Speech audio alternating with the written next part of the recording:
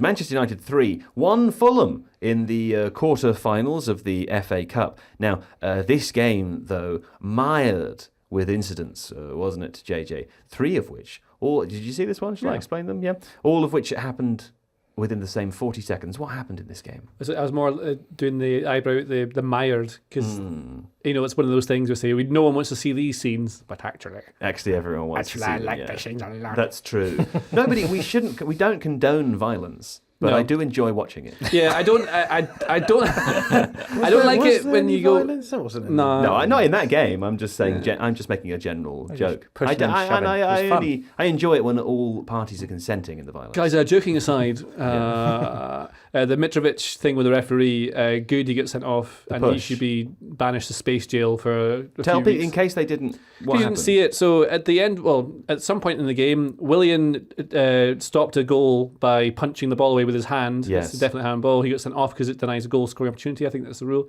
Yeah. And Mitrović did not like this as the captain of Fulham. And he's been able to control himself a bit better this last season, I've noticed. He's doesn't lash out quite so much, but clearly he lost his head. Went up to the referee and then bars the referee aggressively to make him talk to him and started pointing right in his face. He pushed his shoulder back in a direction that would force him to face him. Yeah. It's the kind of thing that would definitely start a fight in a pub if you did it. You just can't do it. And because the referees aren't going to hit you back, they seem defenseless. And because they're like, it's like this anti-authoritarian thing that you want to. Yeah. People don't want authority, especially when things aren't going well in life. Yeah. And the referee symbolises authority. And at Sunday League, if that had happened, it'd be a brawl, full-on brawl.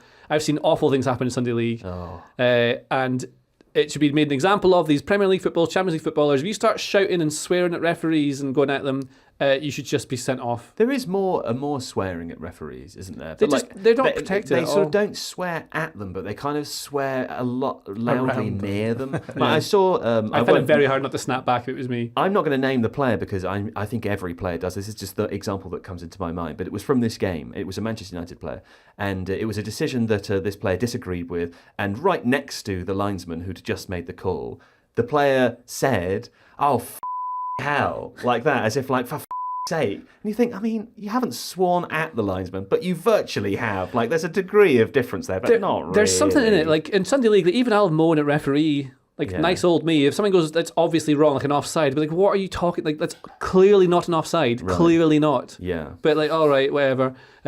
Some people, you get really aggressive people who take out all the life's problems they have on this guy who is a symbol of their displeasure with life. Of Pappy.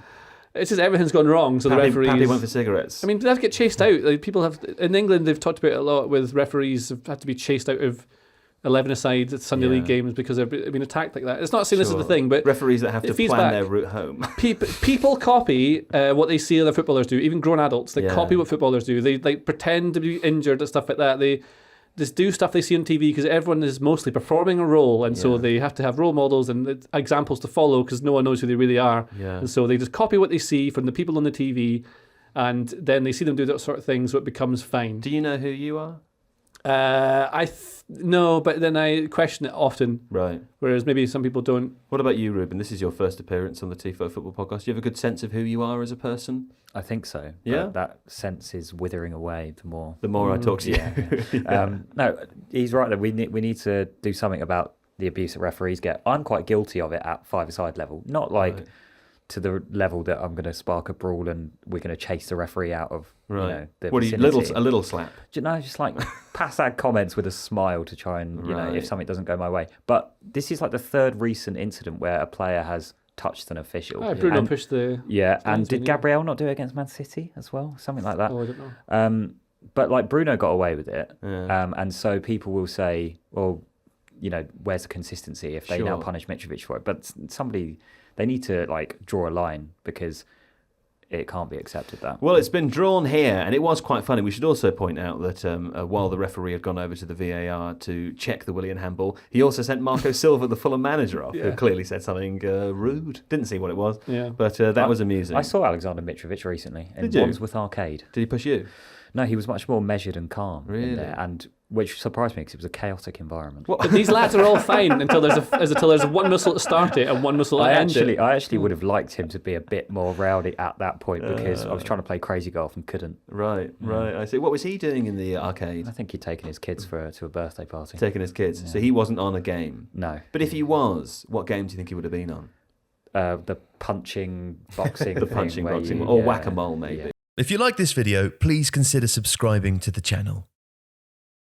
The Athletic is home to some of the world's best sports journalists, including journalists dedicated to each Premier League team, so every fan gets the coverage they deserve, not just the big clubs. And you can try it for free now for 30 days. See the link in the description.